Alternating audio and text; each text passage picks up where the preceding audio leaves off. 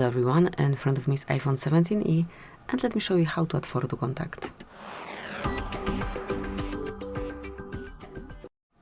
So at first open Phone Dialer and select the contact that you want to personalize. Now mark edit and click on add photo. So now you can either choose something from your photos, you can create monogram, you can add and customize Memoji or emoji, however you prefer. Let me go with one from the photos that I have.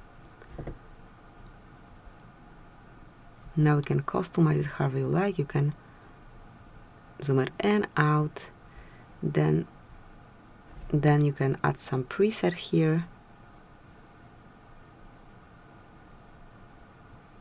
Just do whatever you want, mark choose, click on confirmation mark to save it, and mark done. So that's it. From now on, it is assigned to this contact. Thank you for watching.